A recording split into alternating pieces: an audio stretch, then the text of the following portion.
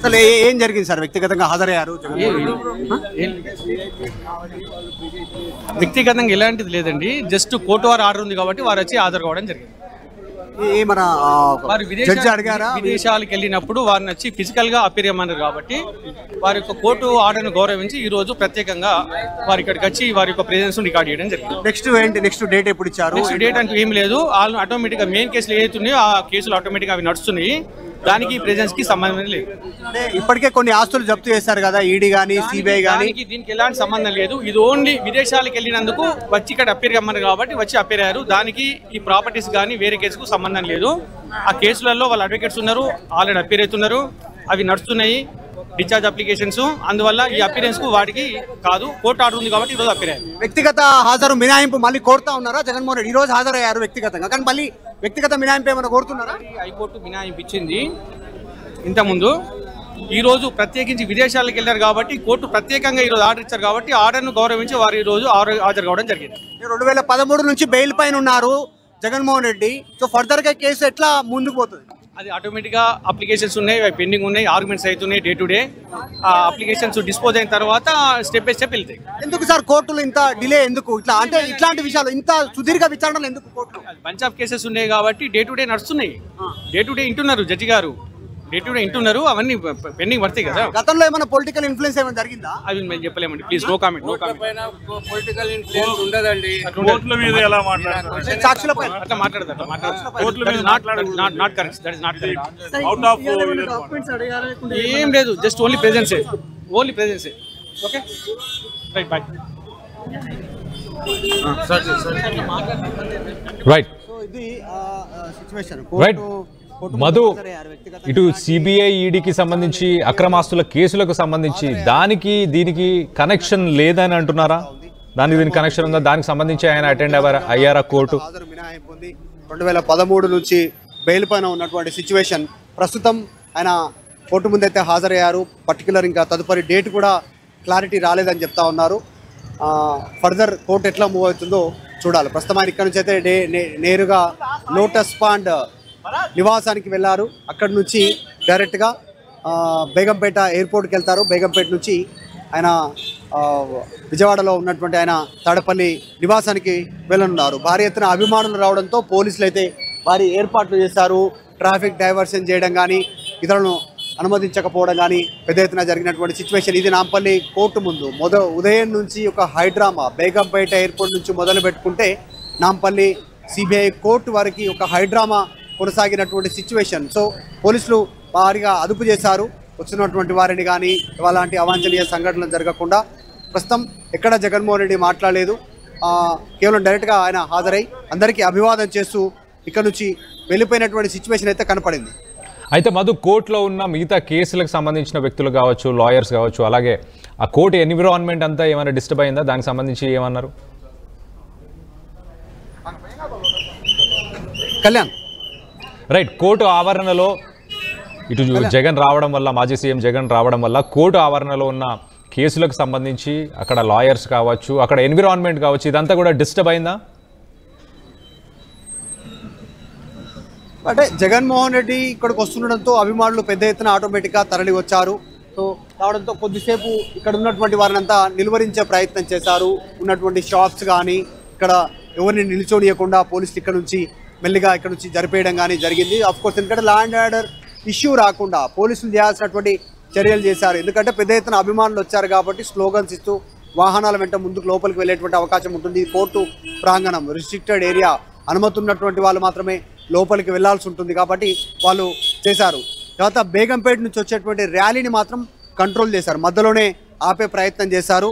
So ఆయన వచ్చినటువంటి route అంతా కూడా కాస్త ట్రాఫిక్ లేకుండా కాస్త పోలీసులు ట్రాఫిక్ నియంత్రణ చేశారు డైరెక్ట్గా ఇక్కడికి రావడానికి.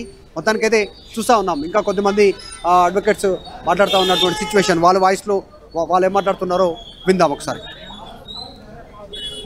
ప్రస్తుతం ఏంటంటే విచారణ అది పాస్పోర్ట్ సంబంధించి ఏదైతే ఉందో ఆర్డర్ ఉందో కోర్టు ఆర్డర్ ప్రకారం అతను కోర్టుకు న్యాయస్థానానికి అటెండ్ అయ్యి అతను ఆల్రెడీ న్యాయస్థానం ముందు అటెండ్ అయ్యి అపీరెన్స్ చేయడం జరిగింది. రంగప్రసాద్. ఓకే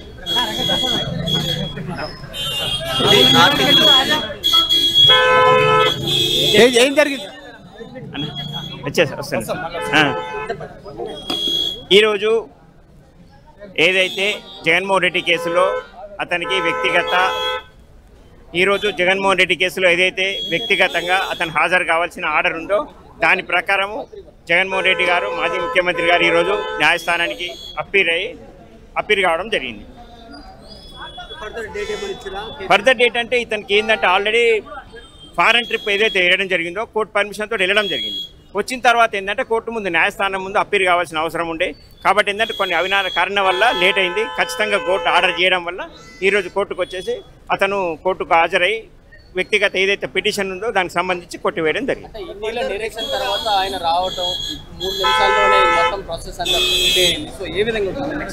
అసలు న్యాయస్థానంలో ఎలా ఉంటుందంటే ప్రత్యేకంగా ఈ కేసుకు సంబంధించి ఇందులో ప్రత్యేకమైన ఒక పిటిషన్ మాత్రమే ఈరోజు పెండింగ్ ఉండే. ఏదైతే అతను ఫారెన్ ట్రిప్కి వెళ్ళడం జరిగిందో కోర్టుకి ఏంటంటే అప్పీర్ కాలేకపోయారు.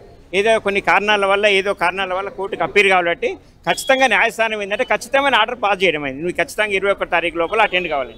ఆ ఆర్డర్ ప్రకారం న్యాయస్థానానికి అటెండ్ అయ్యి కోర్టు న్యాయస్థానానికి అటెండ్ అయ్యి ఆల్రెడీ కోర్టు యొక్క ఆర్డర్ ప్రకారం గౌరవించి న్యాయస్థానానికి రావడం. వ్యక్తిగత హాజరు మళ్ళీ ఏమైనా ఉండే అవకాశం ఉంది? ఇప్పుడంటే ఖచ్చితంగా ఏంటంటే ఇప్పటి వరకు అయితే ఏం లేదు. ముందు ఏదైనా కోర్టు ఏంటంటే తక్షణ ఈ కేసులో భాగంగా ముందు ఏమైనా అవసరమైతే దాని ప్రకారం వెళ్ళి కానీ ఇప్పటి వరకు అయితే వ్యక్తిగతంగా హాజరు కావాల్సిన ఏ విధమైన ఆర్డర్ అనేది లేదు కోర్టు నుండి. మరి 5 ఏళ్ల పాటు ఆయన విచారణకు హాజరు కాలేదు, కానీ ఇప్పుడు మాత్రం వ్యక్తిగతంగా హాజరయ్యారు. మరి కేసు ప్రాసెస్ ఏ విధంగా ఉంటుంది? అది అతను ముఖ్యమంత్రి హోదాలో ఉన్నప్పుడు కాబట్టి ఏంటంటే అతన్ని అనివార్య కారణం వల్ల రాలేకపోయారు. అదే విషయాన్ని కోర్టు న్యాయస్థానం దృష్టికి క్లియర్గా తీసుకురావడం జరిగింది. ఏదైతే కోర్టు ఏంటంటే చివరి అవకాశంగా 21 వరకు 21 తారీఖు రావమని చెప్పేసి ఆర్డర్ పాస్ చేయడమైంది. అదే ఆర్డర్ ప్రకారము న్యాయస్థానానికి వచ్చి న్యాయస్థానాన్ని గౌరవించి జగన్మోహన్ రెడ్డి గారు కోర్టుకు అప్పీల్ కావడం జరిగింది. నెక్స్ట్ ఏంటి సార్? నెక్స్ట్ ప్రాసెస్ ఏముంటుంది? నెక్స్ట్ ఏంటంటే ఈ పిటిషన్ వరకు అయితే ఏదైతే ఫారెన్కి వెళ్ళారో ఆడి వరకు అయితే క్లోజ్ అయిపోయింది. ఆ పిటిషన్ మట్టుకు రెగ్యులర్ కేసు ఏదైతే ఉందో అది ప్రొసీడింగ్ నడుస్తుంది. ఈ కేసు కూడా సుప్రీంకోర్టులో కూడా నడుస్తుంది. సో సుప్రీంకోర్టు నుంచి ఇక్కడికి నాంపల్లి కోర్టు కేసు వచ్చింది. సో ఏ విధంగా చూడాలంటారు? ఇది ఎలా ఉంటుందంటే కేసుకు సంబంధించి ఏదైతే ఏంటంటే వీలైనంత స్పీడ్గా కావాలి అని చెప్పేసి ఉద్దేశంతో నడుస్తుంది. ఏదైతే ట్రయల్ నడుస్తుంది సాక్ష్యాలు అవన్నీ అయితే కోర్టు ముందు ప్రొడ్యూస్ చేయడం జరుగుతుంది. దాని ప్రకారం ముందు ఏమవుతుందన్నది దానిపై ఆధారపడి ఉంటుంది సాక్ష్యాలపై. ఇప్పుడైతే నార్మల్గా ఆయన అటెండ్ అయ్యాడు. సో కేసుకి సంబంధించి ఆ కేసులు ట్రయల్ కాస్త కోర్టులోకి వచ్చినప్పుడు ఆయన మళ్ళీ ఒకసారి అటెండ్ అవ్వాలా? అది ఆ విషయం కోర్టు నిర్ణయిస్తుంది. పర్సనల్ ఏంటంటే అతను రావడం అనే విషయాన్ని ఏంటంటే కొంచెం హెవీ సెక్యూరిటీతో సంబంధించిన విషయం కాబట్టి ఏంటంటే అన్ని రకాల అవకాశాలను బట్టి కోర్టు అవసరం అన్నప్పుడు ఖచ్చితంగా ఆర్డర్ పాస్ చేయడం జరుగుతుంది. అదే విధంగా అప్పీల్ కావడం జరుగుతుంది. అంటే ఎన్నేళ్ళు ఇంకా ఈ కేసు కొనసాగే అవకాశాలు ఉన్నాయి? క్లోజ్ అయ్యే అవకాశాలు ఆ విధంగా మనం చెప్పడం అనేది జరగదు. కారణం ఏంటంటే ఆ సాక్ష్యాల సేకరణ దానిపైన ఆధారపడి ఉంటుంది. ఆ విధంగా ఏదైతే వీలంత తొందరగా కంప్లీట్ చేయాలనే ప్రయత్నంలోనే కోర్టు ఉంది. కాబట్టి అందరినీ ఒకే విధంగా చూడడం జరుగుతుంది. న్యాయస్థానం దృష్టిలో ఎవరంటూ కూడా ప్రత్యేకంగా అంటూ ఉండదు. కానీ కొన్ని కారణాల వల్ల ఎలా ఉంటుందంటే ఉన్నతమైన స్థానంలో ఉన్నప్పుడు అలాంటి వాళ్ళు ఏదైతే నిందితులుగా ఉంటారో వాళ్ళు అనేది కోర్టుకు అప్పీల్ కావడానికి ఏంటంటే కొంచెం అవకాశం ఇవ్వడం జరుగుతుంది. ఎందుకంటే ఆ సిచ్యువేషన్ ఏందనేది కోర్టు అర్థం చేసుకొని ఈ విధంగా ప్రొసీడింగ్ అని లేట్ అవుతుంది. కానీ సామాన్యులకైనా విఐపీలకైనా అందరికీ కూడా ఒకే విధమైన ప్రొసీజర్ నడుస్తుంది. సో ఇది ఇక్కడ ఉన్నటువంటి సిచ్యువేషన్. మాజీ పోలీస్ అధికారి సర్వేశ్వర్ రెడ్డి ఉన్నారు, ఆయన మాటలో విందాం. హలో సార్, చిన్న వాయిస్ గణేష్ రైట్ ఎట్లా ఉంటుంది సార్ ఇట్లాంటి? రైట్, ఒక రకంగా కోర్టు న్యాయస్థానం దృష్టిలో అందరూ సమానులే. ఇప్పుడు ఆయన పొజిషన్లో కూడా లేదు. ఒకసారి మధు రెడ్డి ఉన్నారు, మాట్లాడదాం సార్. ఈ కేసు విషయంలో అవినీతి సంబంధించినటువంటి విషయాలు అక్రమార్త కేసుకు సంబంధించి రోజు డైరెక్ట్గా హాజరయ్యారు, వ్యక్తిగత ఆయన హాజరై జడ్జి ముందు అపీల్ అయ్యి వెళ్ళిపోయారు. దీనికి సంబంధించి ఏం చెప్తారు సార్? ఏం జరుగుతుంది సార్? డిపెండ్ ఆన్ ఎవిడెన్స్ ఇప్పుడు ఆల్రెడీ డిశ్చార్జ్ ప్రిజన్ నడుస్తుంది, మెయిన్ కేసు ట్రయల్ రాలేదు.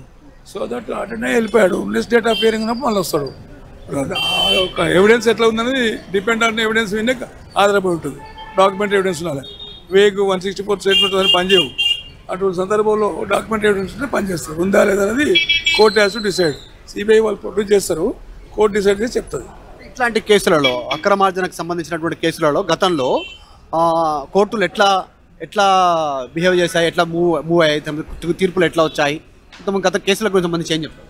ఇప్పుడు సెక్షన్ 4 ఆఫ్ పీసీ యాక్ట్ కింద లేటెస్ట్ అమెండ్మెంట్ యాక్ట్ మాత్రం 4 yearsలో కంప్లీట్ చేయాలి ట్రయల్స్ అనేది. ఇప్పుడు దీనికి అప్లై కాదు. ఇప్పుడు delay trial also violation of fundamental right. Trial delay అయితే కూడా ఆర్టికల్ 21 వైలేట్ ఇచ్చట్లే. సో దట్ మరి ఏం కోర్టు ఏ విధంగా జడ్జ్మెంట్ ఎట్లా రియాక్ట్ అవుతుంది అనేది depend upon the future statements and evidence. తప్పు చేసిన వాళ్ళని అందరిని ఒకేలాగా చూస్తారు కోర్టు అనేటువంటిది సాధారణంగా చెప్తా ఉంటారు. కానీ నాకు వ్యక్తిగత హాజరు మినహాయింపు ఉంది. దానికి అంటే హోదానా ముఖ్యమంత్రిగా ఉన్నందుకేనా? ముఖ్యమంత్రి ఉన్నందుకు ఒకటి, తర్వాత 30% ఉంది ఆయనకు. ఇంత పాయింట్ ఆఫ్ వ్యూలో చూస్తారు, కన్సిడర్ చేస్తారు, పిటిషన్ చేసుకుంటే యాక్సెప్ట్ చేస్తారు. అంతే తప్ప కేసును ఏం చేయడానికి లేదు. Case according to evidence it can proceed అంతే. అంటే ఏం చేయడానికి కేసును అట్లా చేస్తారు, ఊహాగానాలు ఉంటాయి అంతే తప్ప అదేం చేయడానికి లేదు. అది ఎప్పటివరకు సాల్వ్ అయ్యే అవకాశం ఉంటుంది ఇట్లాంటి కేసులు? ఎందుకంటే ఈడీ, సిబిఐ ఇద్దరు దర్యాప్తు చేస్తూ ఉన్నారు. ఇప్పటికే కొన్ని ఆస్తులు 100 కోట్ల ఆస్తులను జప్తు చేశారు. జగన్మోహన్ రెడ్డికి సంబంధించినటువంటి స్థిరాస్తులు కానీ, చరాస్తులు కానీ, ఎఫ్డీలు, బ్యాంక్ డిపాజిట్లు కానీ, తర్వాత షేర్లకు సంబంధించినటువంటి ఇట్లాంటి కొన్ని జప్తు చేశారు. ఇంకా ఫర్దర్గా ఎట్లా ఉంటుంది సార్? ఇంకా వాళ్ళను చెప్తుంటే అటాచ్మెంట్ చూపిస్తారు. అటాచ్మెంట్ కరెక్ట్ ఉందా లేదని మళ్ళీ వీళ్ళు అడ్వకేట్స్ ఫైల్ చేసుకుంటారు కదా, దాని రిలేటెడ్ సోర్స్ ఎట్లకెళ్ళి వచ్చింది కదా, దాన్ని బట్టి కోర్టు డెసిషన్ తీసుకుంటారు. అంత తప్ప అటాచ్ చేసినంత మాత్రం ప్రాపర్టీ పోతుందని కాదు. అది అట్లా జనరల్గా ఏం జరుగుతుంది? మీరేం